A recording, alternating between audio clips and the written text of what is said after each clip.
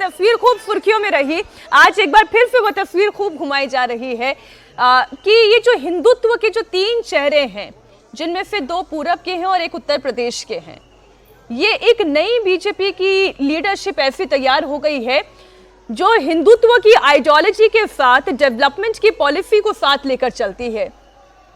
बिल्कुल सही बात है मीनाक्षी जी, आपके इस महत्वपूर्ण सवाल का जवाब देने से पहले, क्योंकि आसाम से ही हूँ, मेरा जन्म स्थान आसाम है, तो आसामिया एक सेंटेंस आसामिया में बोल के फिर शुरू करता हूँ। শিৱসাগৰৰ মহাদেৱক प्रणाम करी और नीलांचल माँ कामाख्या प्रणाम करी मैं अपनी बात रखता हूँ इस सवाल का। इसको मैं हिंदुत्व मॉडल ऑफ डेवलपमेंट कहता हूँ, यानी कि डेवलपमेंट गुड गवर्नेंस की तो मिश्रण है ही, पर उसके साथ साथ सांस्कृतिक राष्ट्रवाद का कूट-कूट से भरा हुआ है। क्योंकि उसके बिना मैं समझता हूँ कि भारत जैसे पुण्य भूमि के लिए अगर सांस्कृतिक राष्ट्रवाद अगर ना हो, सनातन की झलक अगर ना हो, तो वो जो डेवलपमेंट है वो डेवलपमेंट पूरी तरह से पूर्ण नहीं होता है। देवी माँ की और भगवान राम और आपके महादेव की भूमि है ये। यहाँ पे 91 शक्तिपीठ है भारत में और 12 ज्योतिर्लिंग है और भगवान राम तो कण कण में बसे हुए हैं, तो नेचुरल है कि आस्था तो होगा ही, आस्था के साथ साथ विकास भी होगा। माननीय प्रधानमंत्री जी ने पूर्वोत्तर के लिए जिस तरह का उन्होंने सम्मान दिया है, अष्टलक्ष्मी का उल्लेख करते हुए हैं, ये अष्टलक्ष्मी के बारे में कभी किसी ने उससे पहले सोचा भी नहीं था। समझना तो दूर की बात है। बचपन मेरी आसाम में गुजरी है गुवाहाटी पे, मैंने देखा है कि गुवाहाटी शहर का क्या दुर्दशा था। और आज आप अगर गुवाहाटी न हो, शिवसागर चले जाइए, ग्वालपारा चले जाइए, धुबरी चले जाइए, आपके ननिहाल धुबरी से हैं, वहाँ चले जाइए, सिलचर चले जाइए, हर जगह पे विकास दिखाई देता है। गुवाहाटी शहर जिस तरह का उन्नति और प्रगति हुआ है गुवाहाटी शहर में, मैं तो अचंभित रहता हूँ। अब भाई साहब ने गुवाहाटी गोपीनाथ बोरदोलोई इंटरनेशनल एयरपोर्ट के बारे में उन्होंने जिक्र किया है, वो आप अगर जाएंगे तो लगता है कि पता नहीं है, शायद आप यूरोप के किसी एयरपोर्ट पे आ गए हैं। और नया जो गोपीनाथ एयरपोर्ट का जो नया जो डिपार्टमेंट बना है और जो नया रास्ता बना है, जो अभी हाल फिलहाल में कुछ महीने पहले माननीय प्रधानमंत्री जी ने अहोम और मुख्यमंत्री लोगों इनॉग्रेट किए हैं, वो तो अपने आप में एक दृश्य है देखने लायक। वहाँ पे पूरी असम की संस्कृति भी है और उसके साथ साथ ऐसा विकास है डेवलपमेंट का कि न्यूयॉर्क जैसे शहर का एयरपोर्ट शर्मा जाए उसके सामने। अभी देवेंद्र उसी एयरपोर्ट पर उतरे होंगे। देवेंद्र, विकास की कहानी जो अभी यहाँ पे दत्ता जी बता रहे हैं कि इतना परिवर्तन हुआ है जो वहां पर जाने वाला ही बता सकता है। बिल्कुल मीनाक्षी, और इसमें 2 चीजें हैं। पहली बात तो कि जैसे एयरपोर्ट की बात करें तो वाकई जो दूसरा एयरपोर्ट बना है, अब 2 टर्मिनल यहाँ पे हो चुके हैं और दूसरा वाला बहुत खूबसूरत है और आसाम के का जो आर्किटेक्चर फ्लेवर होता है उसके हिसाब से बैम्बू के आधार पे उसका ब्यूटिफिकेशन किया गया। तो एक चीज फायदा उसका ये होता है कि लोगों को यहाँ सुविधाएं मिली, और दूसरी चीज ये कि उनको प्राइड होता है। जैसे बहुत सारे लोग इस बात को गर्व से कह रहे थे कि यहाँ पर जो एयरपोर्ट बना है वो देश का सबसे अच्छा एयरपोर्ट है।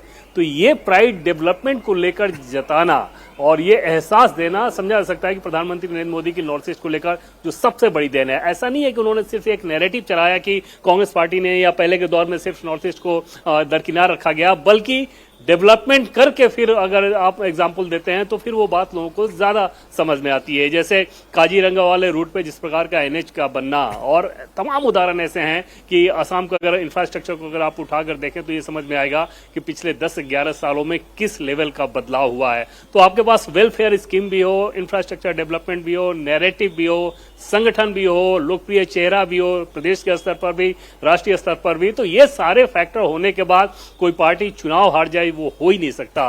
और सबसे बड़ी चीज जो मैं ये कहता हूं वो ये कि अगर प्रदेश के स्तर पर डिलीवर करने वाली सरकार हो तो नरेंद्र मोदी के चेहरे के सहारे ऐसे ही अपने आप में कमाल हो जाता है। लेकिन यहाँ पर तो प्रदेश का चेहरा भी यहाँ के लिहाज से बहुत लोकप्रिय है। और जो हिंदुत्व की आप बात कह रही हैं मीनाक्षी, उसमें दिलचस्प ये है कि इन तीनों चेहरे को अगर आप उठाकर देखें तो ये मूल रूप से बीजेपी वाले नहीं है, लेकिन बीजेपी मतलब योगी आदित्यनाथ हालांकि बीजेपी से लंबा समय से उनका संपर्क रहा है, फिर भी उनकी अपनी उनका अलग एक संगठन चलता था।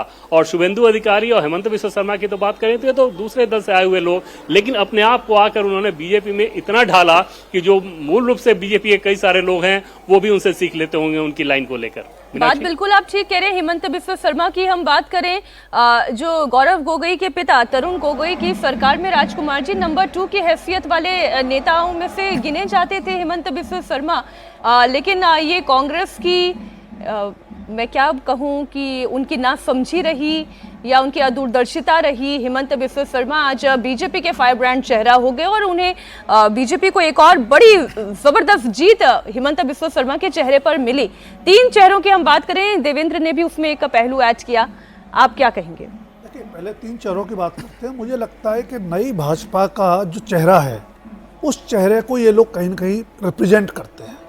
वो चेहरा प्रखर हिंदुत्व का है। हिंदुत्व भाजपा की पुरानी पहचान रही है, जनसंघ के जमाने से रही है, लेकिन जो प्रखर हिंदुत्व है या आप उसको थोड़ा आगे बढ़े तो असर्टिव हिंदुत्व, आक्रामक कहना तो अच्छा नहीं होगा, जो असर्टिव हिंदुत्व है उसको रिफ्लेक्ट करता है और डेवलपमेंटल पॉलिसीज पॉलिटिक्स उसको रिफ्लेक्ट करता है। तो जो नई भाजपा है अपनी विरासत के साथ, विकास के साथ और चुनाव जीतने की रणनीति के साथ आगे बढ़ रही है, उसका है। आपने हेमंता की बात कही, मैं हेमंता बिस्वा शर्मा को परफेक्ट पॉलिटिकल कॉकटेल के रूप में देखता हूँ। असम में अगर बात करें तो 3 बड़ी राजनीतिक धाराएं समझ में आती हैं। असम में सबसे बड़ा आंदोलन हुआ असम की पहचान को लेकर, असम गण परिषद के ज़माने में, उल्फा के ज़माने में। तो हेमंता बिस्वा शर्मा की शुरुआत होती है असम गण परिषद से। असम पर सबसे ज़्यादा शासन किया कांग्रेस ने, वो कांग्रेस में रहे। और आपने जैसा कहा कि गौरव गोगोई के पिता तरुण गोगोई की सरकार में 3 बार मंत्री रहे और उनके राजनीतिक शिष्य कहिए रणनीतिकार के तौर पर माने जाते थे। और तब भी उनकी छवि वैसी ही थी, काम करने वाले नेता के तौर पर, डिलीवर करने वाले, जो परिणाम दे सकता। लेकिन कांग्रेस उनकी क्षमताओं को, उनकी उपयोगिता को शायद महसूस नहीं कर पाई, क्योंकि कांग्रेस शायद आज में जीती है और बीजेपी भविष्य पे भी नजर रखती है। इसीलिए बीजेपी ने हेमंता बिस्वा शर्मा को अपनाया और न सिर्फ अपनाया, जैसे देवेंद्र पाराशर बता भी रहे थे, उनका भरपूर उपयोग किया। उनके आने के बाद ही पूरे पूर्वोत्तर में बीजेपी का विस्तार होता है, सरकारें बनती हैं। तो हेमंता बिस्वा शर्मा के जरिए एक चीज और जो हम समझ सकते हैं, अभी देवेंद्र पाराशर भी बता रहे थे कि जो 3 चेहरे हैं, तीनों मूल रूप से बीजेपी के नहीं है, संघ की संस्कृति से नहीं आए। अब इसमें आप कह सकते हैं कि बीजेपी ने कहीं कंप्रोमाइज किया चुनाव जीतने की जरूरत के हिसाब से, लेकिन आप इसको देखिए, मैं जो देखता हूं ये वैचारिक राजनीति और चुनावी राजनीति दोनों के बीच एक संतुलन है। जहां आप लैग करते हैं या कोई आपके साथ एड ऑन कर सकता है, आप उसको एडॉप्ट करें।